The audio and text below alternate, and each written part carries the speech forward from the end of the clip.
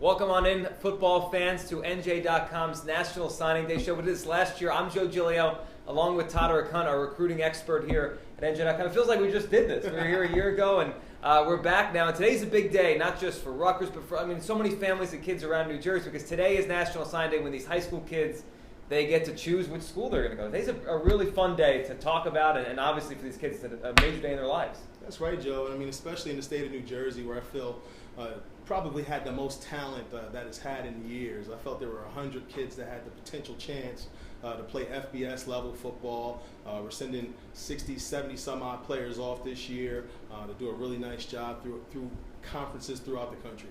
That's a big number. So, where would you put this class? And we'll get into this whole New Jersey class. We'll talk about Rutgers and some of the big names that are going to be coming and staying in this state. But where would you put this class? You've been around recruiting in New Jersey for a while now. Is this one of the stronger ones, kind of in the middle of the recent years? How would you rank this particular class of New Jersey kids going to school? Definitely one of the stronger classes.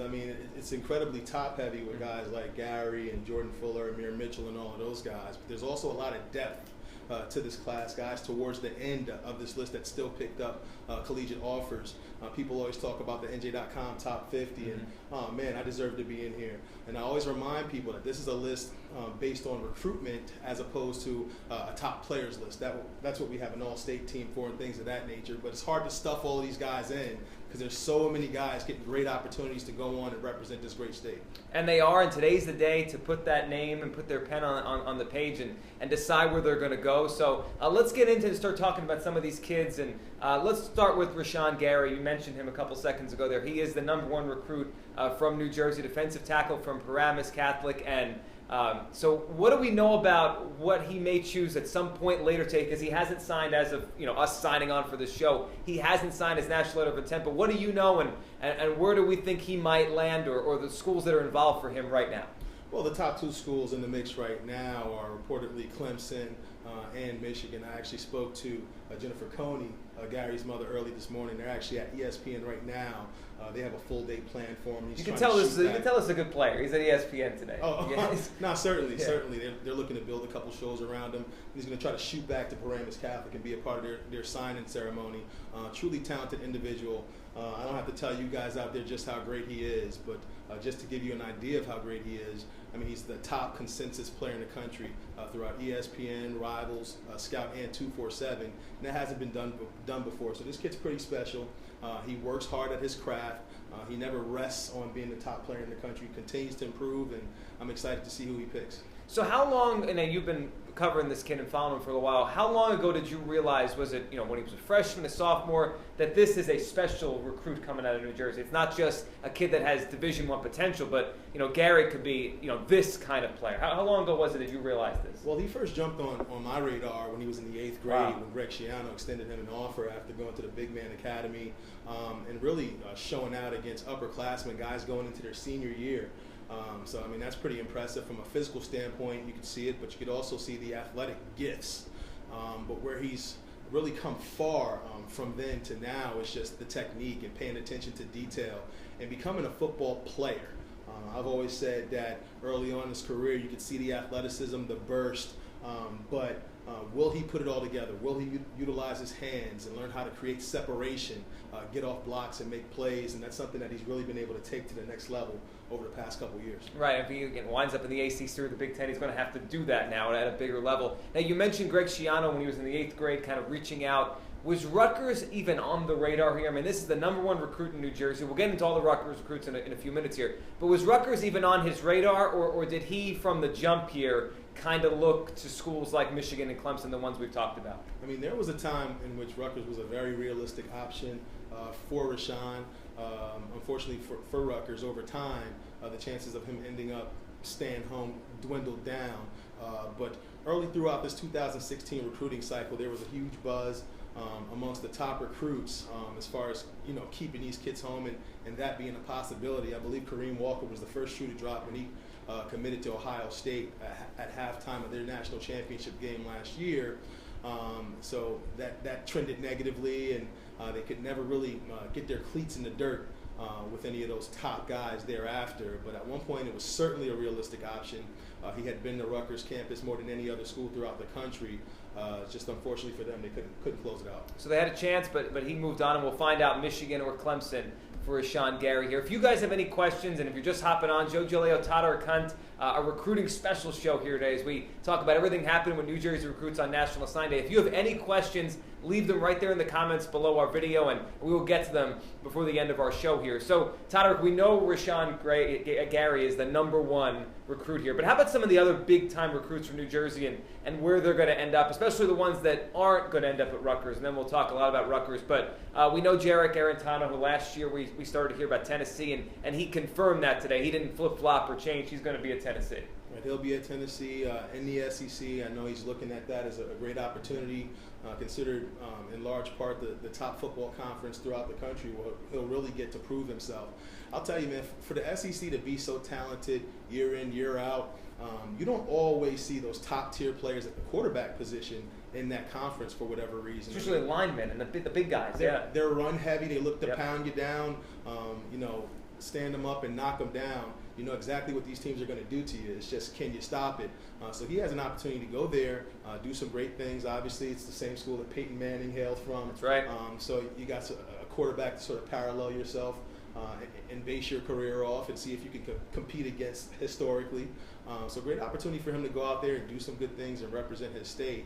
And I know he's looking forward to it. Talk about a live arm talent. He's got all the tools. He's just got to put it all together.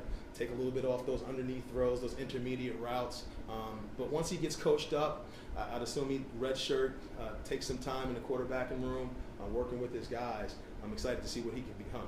So we know Jerick's heading to Tennessee. Another school that seemed to do well so far, at least, with New Jersey kids is Michigan. I mean, Jim Harbaugh, has been a lot of stories about he as a recruiter and kind of how wacky he is. Obviously, he's a great football coach, whether it be the NFL or college football, and seemingly has done a good job coming into this state and taking some talented kids out. And we don't even quite know yet about Rashon Gary, but even without him committed there or to Clemson, it seems like Michigan's got a lot of good New Jersey kids heading out there. And Michigan seems to be prioritizing New Jersey kids. I mean, you hear about kids being dropped, this and that. Highly doubtful that'll happen to a kid from New Jersey based upon the relationship the school seems to have established with the state. A pipeline, as you may call it. Multiple guys, top talented guys. We talked about Kareem Walker, who eventually flipped to Michigan. Amir Mitchell, who I think is an outright stud, probably the top athlete overall in the state of New Jersey. You talk about the two kids from Camden, Brad Hawkins, Ron Johnson, premier players at their positions. Really like Ron Johnson. Think he could be a special player off the edge once he develops physically. Love his first step and ability against the run. And then they flipped Mike Dwumfor from Penn State, was committed for a few months over there. Mike's a twitchy guy, 6'2", 285, that can really get off blocks, find the football, and finish. For a long time, it seemed like he'd be going over to State College, but always wanted to play at Michigan, was a dream school for him, and once he got the opportunity, he pounced on it. And there are multiple other guys that they were in the mix with. When you talk about a guy like Donald Stewart, who actually chose to commit to Stanford, which was nice. You love to see guys take on those academic opportunities, and also Rashon Gary. They're in the mix with him, and could indeed be his choice later on today if it all works out for him. So why do you think Michigan is so attractive to these kids in New Jersey right now? Is it because of Harbaugh? Is it because of the prestige of the program? A combination? I mean, they've always been a big school. It's not like Michigan came out of nowhere, but it seems like now, at least this year, they're getting a lot of these kids from New Jersey. Well, I mean, you hate to go back to what most people would assume is a simple answer, but obviously having Chris Partridge, the former head coach from PC, take on a recruiting position at the school. I mean, now can't hurt, right? Now he's been elevated to linebackers coach, but he certainly had his footprint in New Jersey pretty strong. He had sent a couple of his own players to Michigan the prior year, Jabril Peppers and JBB. So, they had a great start in that. The top player in the country, Rashon Gary, is his former player, and he also has huge connections to the Big North United, which is highly regarded as the top football conference throughout the country. So that certainly helped them get their foot in the door. And I think as you pick one guy up, two guys up, and that momentum starts to swell, these kids start talking to one another because they want to play together. They start recruiting each other to each other's schools, and obviously Michigan being exciting opportunity. They got Harbaugh over there, one of the top recruiting classes in the country. Pretty much sells itself and has been able to really help catapult them throughout the state of New Jersey. So who are a couple more New Jersey kids we should mention before we move on and talk about Rutgers and how they're doing and what they've done so far? I know Jordan Fuller heading to Ohio State. He's a name to keep an eye on here. So who are the other New Jersey kids maybe we haven't talked about yet that we should say where they're going and let people know? Well, I mean, you mentioned Jordan Fuller, who I think is a five-star caliber talent. You talk about cornerback, possibly safety. I really like the kid with the ball in his hands because I think he's electric. But so you see why Urban Meyer likes him. Oh, absolutely. But you see a premier kid with great size who can play boundary corner and utilize his short area quickness to, jump routes, make physical plays. I'd like to see him press. I want to see if he's got that dog in him for that cornerback to be his primary role. But he's a kid that can do a lot of things that you don't necessarily hear so much about because he's kind of quiet by nature. He had no ceremony the other day when he committed, just basically tweeted out a little video to let everyone know he was going to Ohio State. So kind of different than a lot of the other kids who make a big thing about it, which is fine, but right. He's a little different. That's more his personality. I mean, his brother Devin a few years back, had a big ceremony in which he played a video at the end to show that he was going to UCLA where he has some success. But again, Jordan, a different kind of kid going into a situation where he'll have an opportunity to contribute early. He will, and so he's going to be heading to Ohio State. And now let's talk about Rutgers. And if you have any questions, leave them right under the video. We will get to them here as we talk about this Rutgers 2016 recruiting class. Now, obviously, before we get to all the names and what they've done so far and what we know about Rutgers, they were issued a little bit of a challenge, a little bit of new direction because a new head coach just came in very recently, Chris Ash. Before we talk about who they brought in, how do you think that impacted this year's recruiting? Because, Kyle Flood they move on from him, Chris Ash is in. Kids maybe were recruited by Kyle Flood. Did they stay on? So is it impacted them negatively? Has it not had a big difference in this class so far? What do you think? Well, I mean, recruiting is all about relationships. And when you're spending time and resources on kids for months and months and months, they become comfortable with you. They become used to speaking to you every other day and staying in contact and really being about that program. And it's a pretty catastrophic shift when you bring in an entirely new coaching staff, especially when none of the prior coaches were retained. So I do believe it has hurt them somewhat. I believe they're up to 13 decommitments overall, not all since the changeover, right. Probably about 7 or 8 of them or so. But they've rebounded well as far as getting out there, really getting after it, really taking no prisoners, offering kids that were already committed to other schools. They've had some success in flipping a few guys, which has been pretty nice for them. They flipped a kid, Alorum Lumore, from Temple. He was actually supposed to enroll early at the school, and he's a guy that can provide an early impact either off the edge, at linebacker, or even at safety. That's how versatile he is. Just shows you what that extra year, that postgraduate year, can really do for you as a player as you physically mature and come about as a player. So they've had their luck turning other guys as well and kind of changing their luck, and they really had to. They had to really attack recruiting and come in with an attitude about themselves that they were going to go after any and everybody who they felt fits their scheme. So far, they've done a nice job of that, but you can't really judge these guys based off of this year. Right. So you got to give them some time. You got to give them some time. I mean, they walked into a tough situation. They've done a really solid job based on what's been handed to them. But 2017, that class, that's the year in which I believe you can really start to judge these guys. I know they got a couple big junior days coming up on the 13th and the 20th with the who's who top recruits in New Jersey should be showing up. So they'll get a nice fresh start. How about the other side of that, before we get up to all the names and the recruits that we know about from Rutgers so far? So you said we have to give this new coaching staff, this new staff, a couple years, at least a year to get their feet wet, then we judge them more next year in recruiting. How about these kids? Because everyone who writes about recruiting or follows it, by the end of the day today, there's going to be grades and numbers and, Alabama ranked one.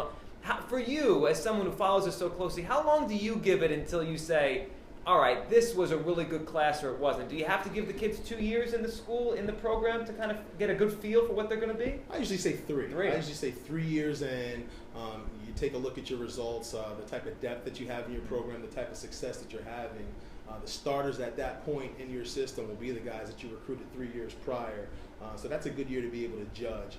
This year, you got a staff implementing their own system with the prior staff's talent that they brought in. So it's a personnel issue. Will they be able to just fully make wholesale changes and have it work? That remains to be seen. Or will they slowly work themselves into it, tweak some things, and just come about and do the things that they're looking to do? So who are the names so far? We know there's a quarterback, Tylen Olden. Read about him on NJ.com. And so what do we know about him? And anytime there's a quarterback, people are always interested in who this kid is, what can he be. What do we know about Tylen Olden? Well, I'll tell you, he's a tall drink of water. You talk about 6'5", 180 pounds, on the slender side, but the kid's more so a playmaker than anything. Can really beat you with his feet. Has a big arm, can be a little bit erratic at times, and is a little bit raw. Could possibly take a little bit of time to develop, but at the same time, you talk about Rutgers changing systems. Right, it's a drastic change too, yeah. Is he the best fit for their system from day one? I mean, I happen to like a guy like Chris Laviano, who I believe has the mobility to possibly have some level of success, especially based on the current guys on the roster. Right. But I mean, Odin should be coming into this situation looking to compete from day one. It'll be tough because he's not going to be enrolling until the summer. If he were an early enrollee, I think that would have boosted his chances and his opportunities. But I'm sure he's taken on a great attitude. I've talked to him multiple times. He's looking to come in here, buckle down, compete, and he's excited for the move to New Jersey. So how about there's a linebacker, Tyreke Williams. What do we know about him? And on the defensive side of the ball, so they got a quarterback. We'll watch him as he develops. But how about defensively? What have they done, and what do we know about Tyreke Williams? Tyreke Williams is an explosive, hard-nosed player off the edge, makes a lot of plays, physical player, loves to get a hat on a hat. Somewhat under-recruited, not a huge size prospect. A lot of programs overlooked him, but Rutgers got back into it late as they needed bodies. They needed guys to step up, compete, and add some depth within the trenches. And he's ideal for that. Looks like he'll be playing the linebacker position a little bit in space. Possibly could move inside to Mike. But a kid that really gets after it, has a nose for the football, and I know he's excited about the opportunity to stay home and represent this great state. Pair of offensive linemen, too, we know about Sam Houston, Mike Lonsdorf. What do we know about the offensive line, which is always key? You know, like we were talking about before, in the trenches, the SEC is so great at that. For Rutgers here, new coach, new staff, how about trying to add to this offensive line? What have they done here? Well, I mean, they've got Housen, Kremen, Maietti, and Lonsdorf, so you got so four numbers guys. There, yeah. They got four guys. I really think, you know, and looking at the way the staff is assembled and the way they've recruited down the line, I know they have a lot of trust and belief in Kenny Parker, the new strength coach, to really build guys up. So what I believe they're doing is they're taking prospects. You know, some of these guys are raw, but you put them in a program in which you can build them up physically, toughen them. And in talking to Coach Parker, his thing is not necessarily just building you up physically. It's about building up your mental toughness, really challenging you, and having you step outside of yourself and become a better football player. So I honestly believe these guys feel like they can develop anyone.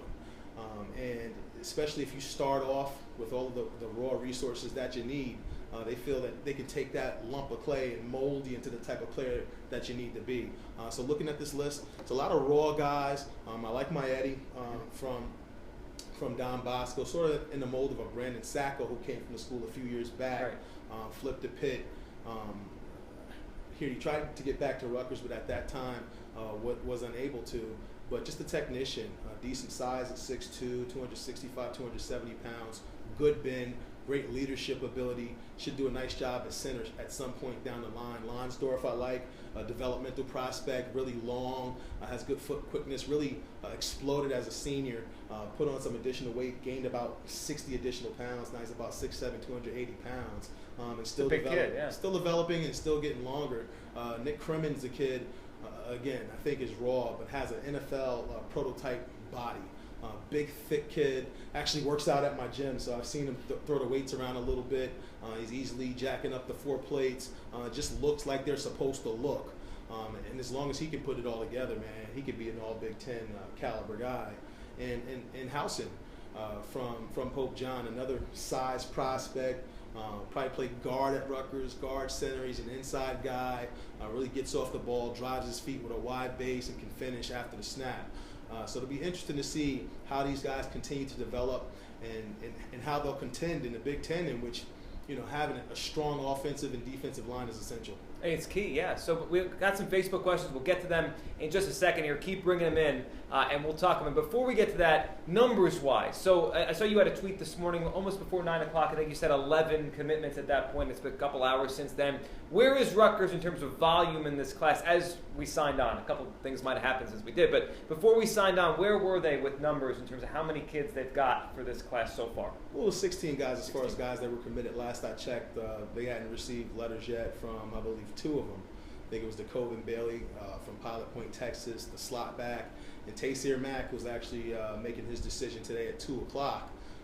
So you're talking 16 to 18 guys. They also picked up a commitment from Malachi Moore, who was actually a graduate transfer out of Boston College. Played sparingly last year, but his experience, has played throughout the years, missed 1 season due to injury, but he's a 6'7", 285-pounder that'll add depth to that defensive line. It was somewhat of a surprise earlier today when he committed to sign with the Scarlet Knights, but I'm sure that'll make Coach Shane Burnham very, very happy because he's an experienced guy. He's older, he's mature, and he can automatically, he's a plug and play. Right. He can help your younger guys develop. Yeah, that will certainly help here. So we have a question from David on Facebook, and probably I would imagine he typed this in and said it as we're talking about Rashon Gary. And the question is, how can Rutgers ever be a really top team if they're not getting the best prospects in the state, which Rashon Gary is the #1 prospect in the state. Like we're talking about the kids they brought in, but the #1 kid is leaving, whether it's to be Clemson or Michigan, we'll find out in a couple hours. How can Rutgers get to that level without getting those kids? Is it possible? Do you need 15 B level kids? In your opinion, can Rutgers get to a level where everyone's really, really excited if they don't get the best kids in the state? It's almost like what comes first, the chicken or the egg. I mean, in order to have success, you have to win. But in order to win, you have to have players. So, I mean, I think the answer is development. Being able to develop like the coaching staff you're talking about. Right. Be able to develop the players that you have. You take a look at a program like Michigan State. Annually they don't have top recruiting classes throughout the country, but they're always in the mix. They're always somewhere around that top 10 competing, being physical, and within the upper echelon of college football. So you got to be able to develop your players into better players, which will lead to wins, which I think will make prospects a little bit more comfortable picking Rutgers on signing day. It's a good point because, Michigan State, when you look at just the Big Ten rankings usually in signing day, they're 3rd, 4th, 5th, maybe below that sometimes, but then the end of the year comes out, they're 1 or 2 almost every year in the Big Ten. So that's coaching, and that's what they do there. I mean, you talk about a kid like Shalik Calhoun, right, out of Middletown North. He came out of New Jersey, watched him play in high school, solid player, goes to Michigan State, and now he's an All-American. He might be a first-round pick in the NFL draft. Has a good opportunity to have a very nice future. So you just got to be able to develop guys. Now, Rutgers has done a very good job of that when you think back to 2006 when they had all that success with the 11-2 record and a lot of guys that were under-recruited, but went on to play in the NFL and have long, successful careers. I'll tell you, the program at Rutgers has been very strong in developing guys and having multiple guys go to the league that you wouldn't have thought would have had that opportunity. Just something they have to continue to do, string together some wins and really build this excitement back up. And I think it's already started with Coach Ash and those guys coming on and really getting out there with the whole fence the garden slogan and doing all of that stuff. But we'll get to see if they can really make that work within the class of 2017. Question here from Anthony. Any word on the kicking situation and the kicking recruit? And then did we place the kid from Georgia who recently replaced the kid from Georgia who recently decommitted? So kicker and then the kid from Georgia who decommitted. Right. I mean, they're going around right now looking at kickers. There's multiple names out there. I actually did a post on this a few days back. It's hard to say exactly what direction they'll go in. A lot of times with kickers, they don't get brought on until after signing day. Okay. It's a position that doesn't often get scholarshiped. You're pretty special if you do receive one, but a lot of these guys don't land at their particular schools until after signing days when these staffs know what type of scholarship situation they have remaining. It's almost the same thing as the NFL. You don't really draft a kicker. You get one later, or it's like not the big priority. But honestly, I don't understand why it's not, because it's a pretty important. If you find a really good one. I mean, special teams is just important. Just as important as offense and defense. Rutgers knows this, which is why they had the kid Barbier committed. And I think he's a kid they kind of wanted to not necessarily blow up so bad because they knew what they had in that kid. He's a special kicker with a big leg and can do a lot of good things. But he's moved on to Penn State. They've got a bunch of guys in the can that they're taking a look at. And it'll be interesting to see where they go within the next couple weeks. To go back to Tylen Olden, the quarterback prospect and the recruit they brought in, we have a question. Would he be in the running to start from day one? I know you talked about him being a little raw, maybe got to get those throwing mechanics down, and you talked about Laviano being maybe more of a fit right away next year. Is there any chance this recruit has a chance to start right away next year, or is this going to be a little bit more time? I mean, I wouldn't expect him to start or play as a freshman, but again, it all depends upon what the staff wants to do and what makes them most comfortable. He's their guy. A lot of times when a coach comes in and he has prior talent, they'll go with their guys. I actually think there's a small chance that he'll have an opportunity because he's handpicked to fit their system. So he's their guy. If he can come in here and blow it up from day one.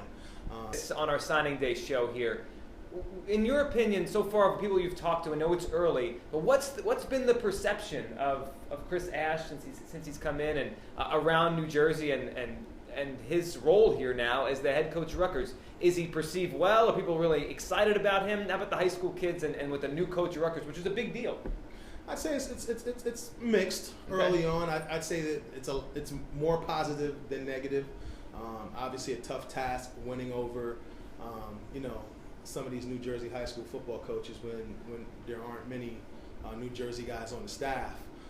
But they've really counteracted that by getting good guys out there on the ground and looking to build those relationships. I know there was a sit down, with all the top coaches in the Big North United, in which they tried to bond with some of those guys and build some relationships. And that's what it's going to be about within, over the next year or so. Really meeting these guys, getting out in front of them, getting to their schools, listening to their coaches, evaluating their prospects, possibly extending offers to guys they feel fit their systems, and that's what's going to allow them to have success. New Jersey high school football, it's a highly political thing, and you kind of have to learn the road to success in this state. And to be honest with you, I don't know if anyone's really conquered it or figured it out yet. I mean, for years we've been talking about New Jersey players could stay home. It's always the conversation. It is. How great Rutgers could be, and no one's really been able to answer that. Obviously, Greg has some success here at Rutgers. We're keeping some of the big dogs home, but it'll be exciting to see if they can take it to the next level. It will be, and we'll keep watching. Keep it locked to NJ.com all day. You'll have more. We'll have Dan Duggan, Keith Sargent. We'll have more video later on. So keep it locked here. We'll get you all the information, all the news for signing day. Thanks for watching, everyone.